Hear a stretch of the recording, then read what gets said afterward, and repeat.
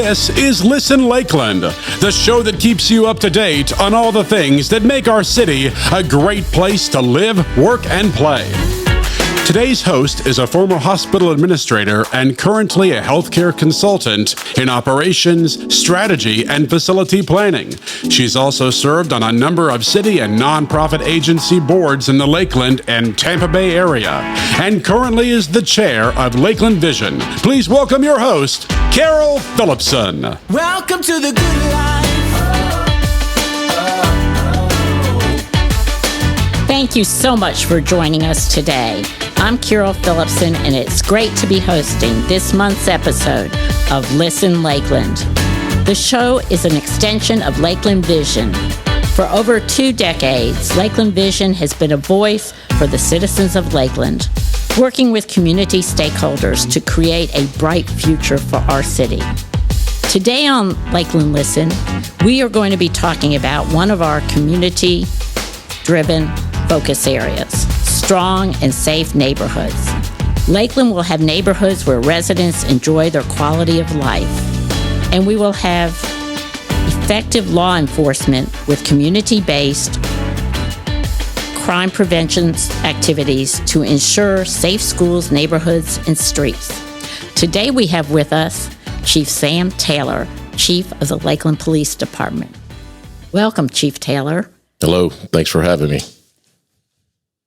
And Chief Taylor has been in law enforcement for more than 33 years and has been with the department since 1989. During his tenure, he has worked or supervised almost every division within the agency. He was hired in February of 1989 and promoted to sergeant in 1997, where he supervised officers in the Uniform Patrol Division and the Criminal Investigations Division. He was promoted to lieutenant in December of 2002 and has served as a lieutenant in the Uniform Patrol Division, 911 Emergency Communications, and the Criminal Investigations Division. In 2015, Sam was promoted to captain, overseeing the Special Operations Division, and then transferred to supervising the Investigative Services Division. In 2019, Sam was promoted to the rank of Assistant Chief. As Assistant Chief, he provided direction for the Special Services Bureau responsible for personnel and services, including SWAT, the K-9 unit, school resource officers, DUI enforcement, red light cameras, crime prevention, 9/11 communications, planning and research, recruiting, and training, before transferring to oversee the Criminal Investigation Bureau. On December 1st of 2022, Manager Sean Strauss officially appointed Sam as the police chief for the Lakeland Police Department. During his career, Chief Taylor has been selected for leadership positions or served as representative on multi-jurisdictional task forces, including with the FBI, FDLE, and the State Attorney's Office. Chief Taylor graduated from Polk Community College in 1981 with an AA degree and the University of South Florida in December of 1993 with the BA in Criminal Justice. He received his Master of Public Administration with a concentration in national security issues from Troy State University in December of 2002. Chief Taylor continued on to complete the Certified Public Manager course and received the CPM designation from Florida State University in 2009. He is also a 2011 graduate of the Southern Police Institute at the University of Louisville in Louisville, Kentucky, and a graduate of the Police Executive Research Forum Senior Management Institute for Police at Boston University. Quite a resume. Every time Welcome. I hear that, I think, who is that guy? Because I don't remember doing half of that stuff. But we probably need to cut that way down. So, because I'm really not that interesting. So, Well, welcome. yes, ma'am. Thanks for having me. I'm honored to be here. So what changes have you seen in your long career with Lakeland Police Department? We've experienced quite a few changes in my close to 35 years now. When I started, we were handwriting reports. So we've come from a situation where we were handwriting reports and had to carry a small dictionary. And in fact, I found that dictionary that I used to carry with me at the time when I was a 26-year-old police officer. When we wrote the reports, to check your spelling to make sure that the spelling was correct, because if it wasn't, the sergeant would send it back to you. And when I opened that little small dictionary, I had no chance of reading any of those words in there because it was so small. And I remember thinking to myself, how in the world did I read this at 3 o'clock in the morning? And now I can't even pick out a word. So I guess that comes with age. But obviously the technology is the biggest thing that has moved not only the Lakeland Police Department, but all law enforcement forward. And it's become a force multiplier for us. And I'll be happy to go into a lot of the details and the things that we've been able to improve here at the Lakeland Police Department with the help of the citizens and the taxpayers here in Lakeland. How do you think your first year has gone? What are some of the highlights? Yeah, it's been interesting. The first year, as you mentioned in your opening there, I took the job December 1st, and I've worked at every single position in the police department, worked and or supervised every position in the police department. So I kind of had a really good working knowledge. I actually started in 84 and 85 as an auxiliary officer. Back then, we still had revolvers. We weren't even carrying semi-automatic weapons, and that's when we were handwriting reports. And if you made a mistake, you got ripped up, and you had to start all over. There was no delete or backspace or spell check, as I said. So the first year, we've experienced a lot of change. We've implemented body cameras, as everyone has your audience has read about. We've implemented quite a bit of technology upgrades with our report writer, our records management system, our computer-aided dispatch system.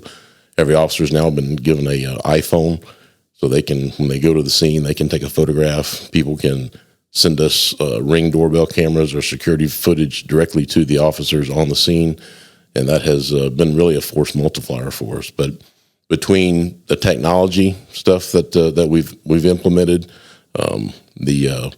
the different events that have gone on within the city of Lakeland, to include some outside people, agitators that have come in, like the Nazi protesters. Everyone remembers talking about that, and none of those people were from Lakeland. That's what I emphasize every time I talk about that. These people were from Jacksonville, and some of them not even from Florida, from Arizona. So that was interesting to deal with, because in my tenure, my 35 years here, we've never had anything like that. So right out of the box, we were dealing with that, dealing with the lady that drove her children into the lake at Lake Wire, right after Christmas. So that was a tragedy that we had to deal with. So it's been an interesting year, and things that I talked with Ruben Garcia, the former chief, and tell him that I believe I've held more press conferences with the sheriff and U.S. attorneys and all the alphabet agencies, the FBI and DEA, in probably 8 or 9 months than he did in almost 4.5 years as the police chief. And he just kind of laughs and says, "Yeah, tough break." So, and walks off. But it's been interesting. It's been fun. I still enjoy it. I love it to death. I say quite a bit that I still skip to work every day. I've been doing it a long time, but the resume you read is something, but it's, at the end of the day, it's not about me. It's about the men and women that are, putting on that uniform every day and going out and handling the calls and standing on the line between good and evil every single night at 2 or 3 o'clock in the morning, 365 days of the year. So they're the ones that deserve all the credit, not me. Thank you. Going back to the body cameras, can you speak to the pros and cons and how you got it through the city commission, and sort of a little bit of the history of it for those who don't know, and then how effective they've been and what they've helped in since they've been implemented? Sure.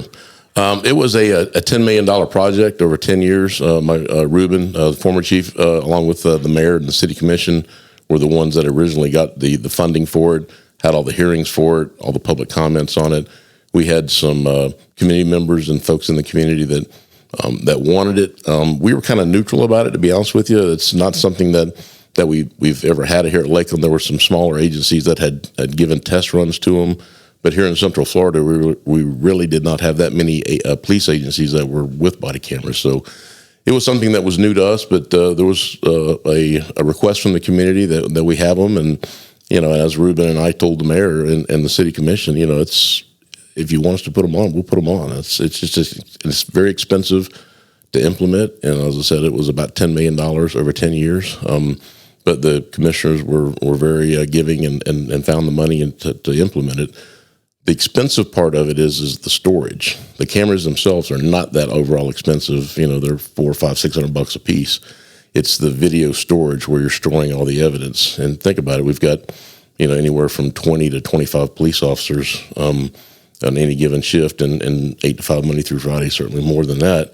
But they're all recording. And every single sworn person got a video camera. So we issued 272 video cameras. So they're recording video and they're uploading it. Now, not all that video we need. We don't need to save, but we save a lot of it. And so the unlimited storage was the big cost part of it. So we were fully implemented by the end of January. We started the program in December. I took over December 1st, and by the end of December, beginning of January, we were fully implemented on the body cameras. And we also have put cameras in every single marked police car as well. I'll be happy to talk about that if you want. And how many years of storage do you have to keep? It depends on what it is. If there's a Florida state statute that covers that, so it would really depend on what type of video it is. If it is a video of a police shooting or a homicide, then we keep that indefinitely. But is it a video of just a traffic stop that was nondescript, and that would be destroyed within probably 60 or 90 days. I think we don't keep that very long. And can you give any anecdotal success stories of where they have helped? Sure. We've had several positive outcomes with it. Certainly, they've helped in the transparency part of it. When citizens come in and feel like that maybe they haven't been spoken to as the way that they felt like they should have been spoken to, or handled the way they were handled. Maybe they're not complaining about the ticket; they're just complaining about the officer's attitude. It's very simple. Just to throw the video in, the supervisor can look at it. He can determine if there's any policy violations, and we can actually show the video to the citizen and say, well, you said the officer cursed at you. Nowhere did they curse. And then a lot of times they'll think, well, okay. And so we've actually solved some crimes with it. We had an incident where a officer stopped a vehicle for a tag that was expired. As he walked up to the vehicle, he had his body camera on. The driver rolled the window down, had a brief conversation with the driver, and the driver took off. And by the time the officer could get back to his car, and he lost him. But through investigative means, because we had his photograph on the body camera, we were able to pull the photograph up. We identified him, went right to his house. There, the car sat. He was inside. He actually had a felony warrant. So that would, before the video cameras, that would have been someone that would have gotten away. So because the officer that stopped him had no idea who that was.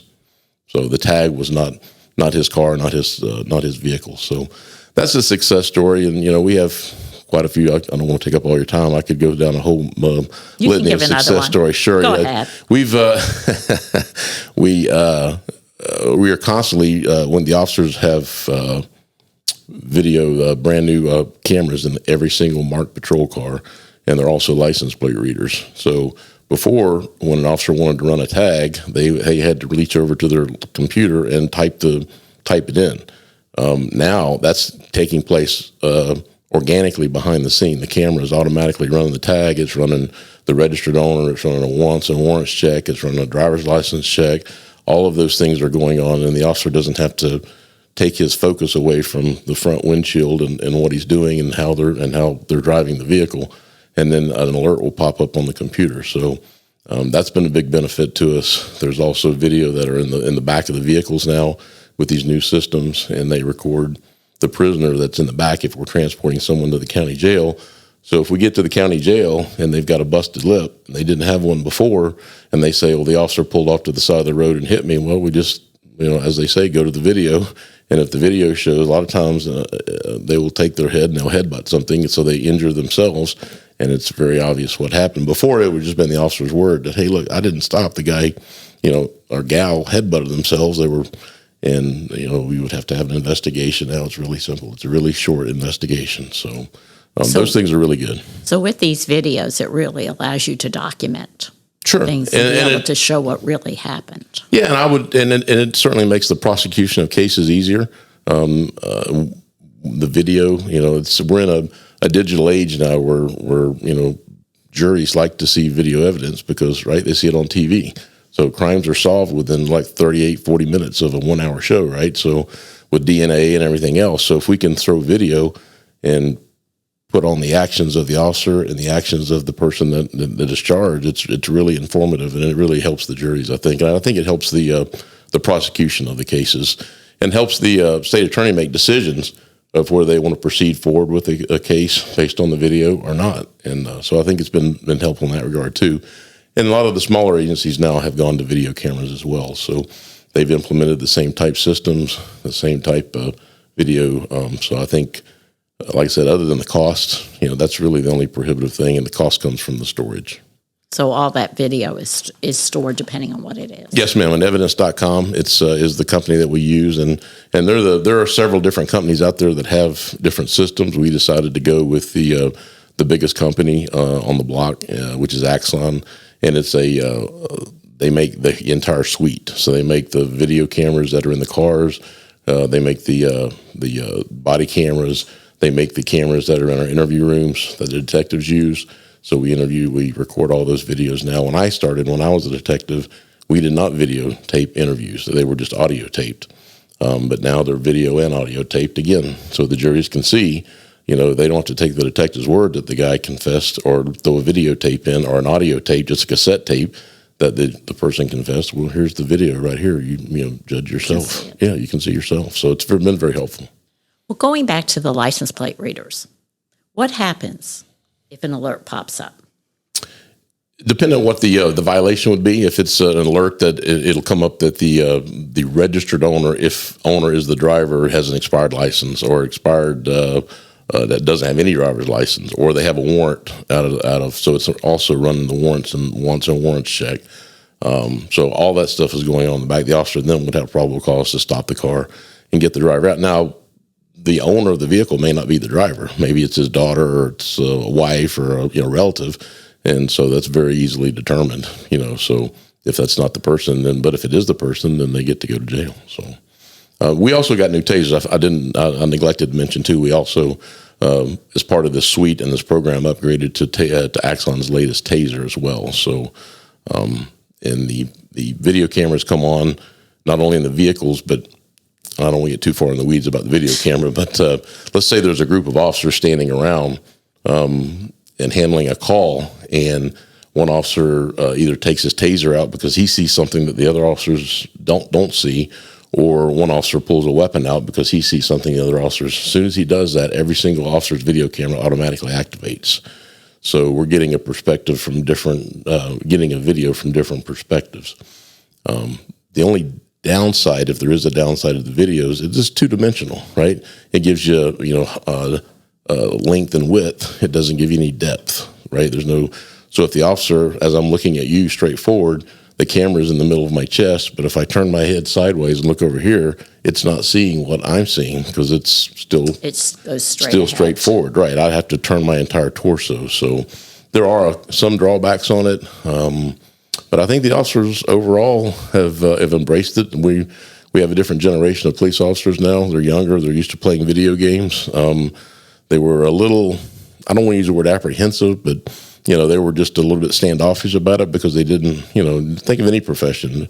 If we were decided to, okay, now you get to wear a camera all day long. Whether you're a doctor or a lawyer or any job, you're going to wear a camera all day long, and you're going to be subject to people looking at your what you did all day long.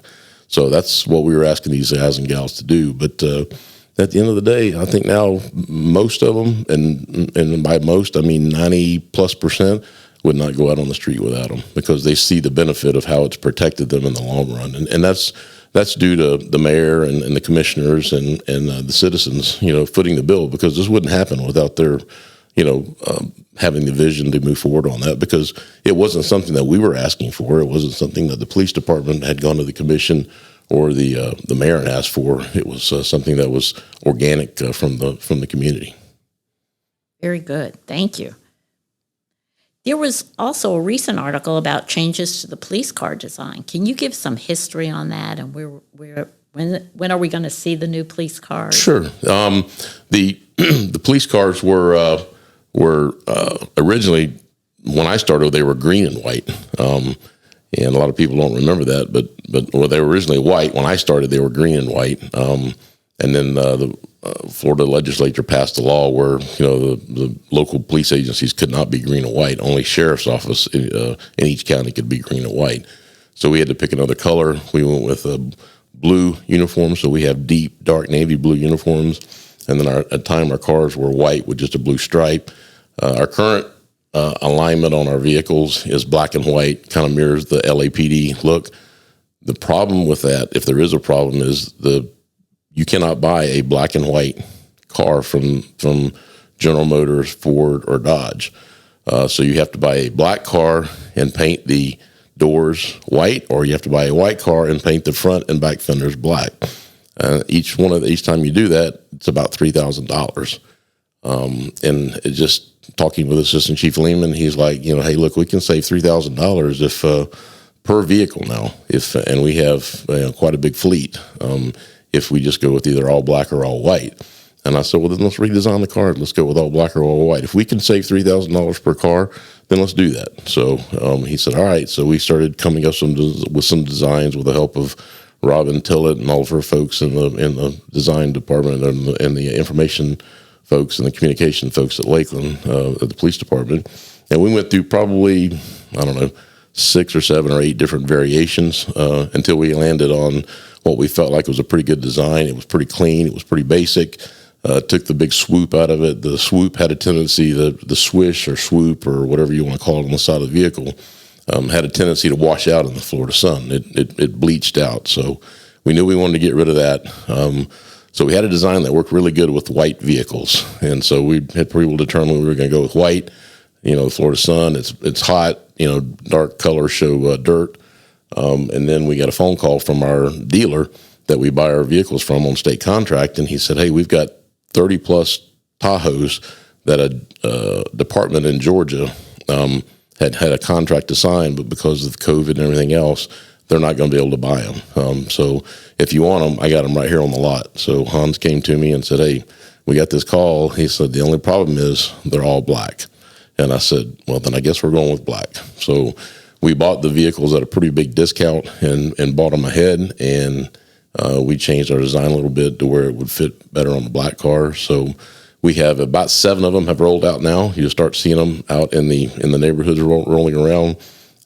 There are probably take us 5 to 6 years because you're going to see a transition. We're not going to go get a car that we just put in service last year that's fairly new and bring it back in and change the graphics on it. That car is just going to stay, black and white. But you should see and they're mostly assigned to the school resource officers now, and I've seen 2 or 3 of them rolling around. So it's about $3,000, and that's a long-winded way of answering your question. So they're not going to have white doors? They're not going to have white doors. They're going to be totally black. And the police on the side is like a silverish. It stands off against the black, and then it's outlined in like a dark blue or a blue that's highlighted or you'll see them. It's very obvious that it's a police car, but I think it looks pretty cool. I'll be looking for them. It looks cool. Yeah, let me know what you think. I will. So switching to another subject, 911 and accidental calls to 911. Right. I know people have watches and iPhones and things that you don't really realize are dialing 911. Sure. Can you talk about the approximate number of calls that you get and what someone should do if they accidentally dial 911? That happens more often than what you would think between kids playing on the phone and different things along those lines. We take into our call center every year about 173,000 calls, and that was in 2022. Wow. That's a variation of people asking for directions, people wanting to know what time the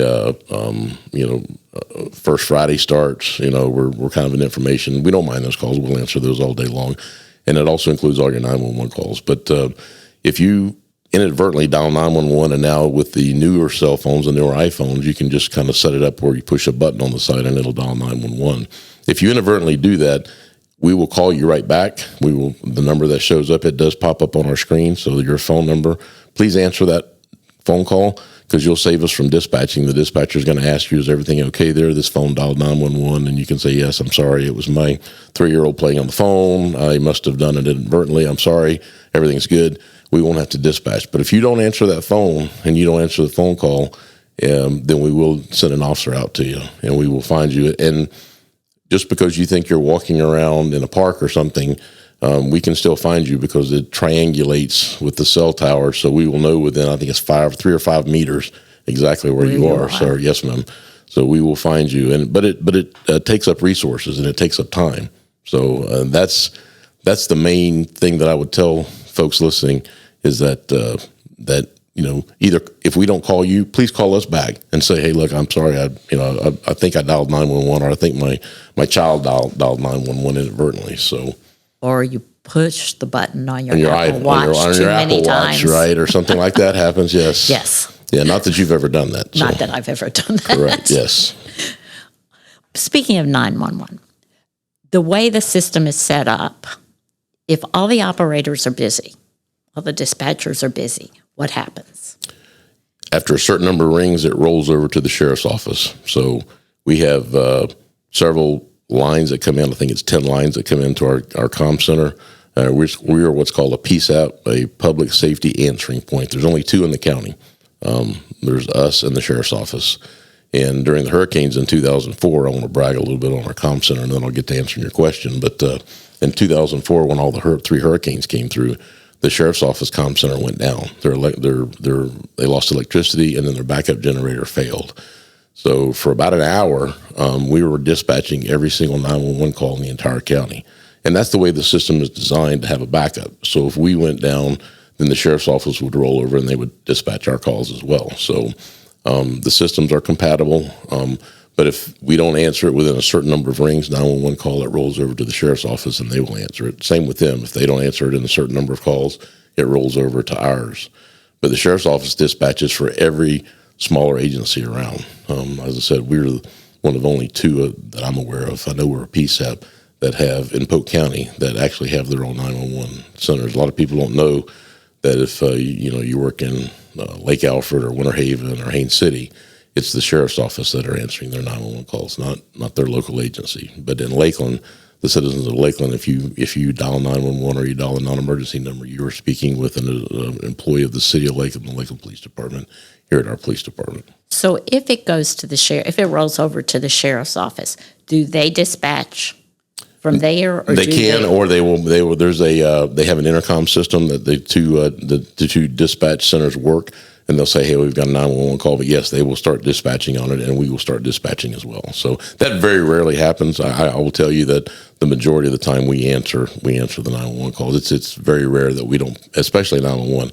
Now, the non-emergency number, if you call wanting to know what time First Friday starts, that if we don't answer that within a certain number of time, that may roll over. But the 911 calls, the ladies and guys that work up there are pretty good about answering those things. Thank you.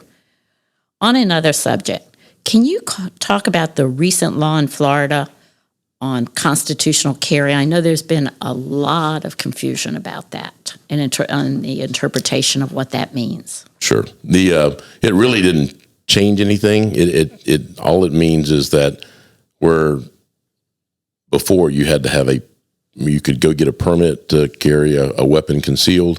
Now you don't have to get the government's permission to carry a weapon concealed, is all that means. So there are some benefits to that. I mean, maybe some people don't want to fill out the application. They don't want to go through the process and pay the $75 and to get the concealed weapons permit, and they don't want to pay the $35 for the fingerprints and the background check.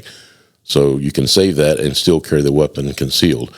You still have to adhere to every single rule that you had to adhere to before July 1st when the law took effect. You still can't be a convicted felon. You still can't carry it at a bar or a bank or a government building. The same rules apply whether you have a permit or you don't have a permit. So the only thing that changed is, as I said, you don't have to have the government's permission to carry it concealed now, provided that you meet all the criteria before. Now there is the other downside of not getting concealed weapons permit is if you go to another state, they may not recognize. If you don't have a concealed weapons permit, you may get arrested for carrying it concealed. If you have a concealed weapons permit, there are states that they have a reciprocal agreement, and they will recognize our concealed weapons permit, and we will recognize theirs. So that's an interstate agreement that they have. So that's another benefit. Yeah. Yes, citizens really need to be aware of that. Absolutely. It's. I have mine, and I don't have to have it, but I do. But I think it's important that they know that there's no difference. They still have to adhere to all the same rules. Well, on a totally different subject, on October 30th, the Police Athletic League will be 30 years old. It will. What are the plans for the future? We have big plans for the future, I'm hoping. I was the second executive director of PAL when I was a sergeant back in the mid-'90s. So I'm a very big proponent of PAL. At some point, we would like to build a brand new PAL building. We're in the process now of working with Parks and Rec, trying to identify where that's going to be. Right now, we have a PAL building that's off of 2nd in Virginia. We have outgrown that building. We service probably 800 to 1,000 kids with our football and cheerleading and archery and fishing and everything that we do. Now that we're out of the SRO business with public schools, and we're basically just SROs with the private schools, and an ability to stay engaged, I think it's vitally important that we expand our PAL and expand our footprint with PAL. So we would like to build a standalone PAL building that would rival anything that you see in Jacksonville and Tampa and Miami, who have had longstanding PAL buildings. We've always just kind of piggybacked on top of Parks and Rec, and they've given us an office and let us use facilities here and there. And Bob Donahue and his folks have been outstanding in that regard for the 30-plus years that PAL's been in existence. But we want our own standalone building, and so you'll be seeing some more news on that coming soon. And that's important for youth engagement because that also helps to lead to safe, strong neighborhoods. Yes, ma'am, absolutely. And as I said, with us losing our contact, a large part of our contact with them in the schools, then we're going to lean heavily into PAL and try to pump that up even more. One last question. How can the local citizens help prevent crime? Please lock your cars. Lock your cars. Sounds Please. like a good tip. I can't get any more basic than that. Lock your cars. If you do decide to leave your purse in the car, put it in your trunk, hide it underneath the seat, put something over it, but lock your vehicles, and please don't leave your firearms in your car, please. Thank you. Thank you so much for today and giving us this insight into what's going on in the Lakeland Police Department. Thank you for tuning in to Listen Lakeland. Your feedback is valued, and we encourage you to head over to www.lakelandvision.org to participate in our monthly survey related to today's show topic. I said, welcome to the good life. Listen Lakeland is brought to you as a collaborative project between Lakeland Vision, the City of Lakeland, and Hall Communications, a community working together to provide an exceptional quality of life. Thank you for being with us.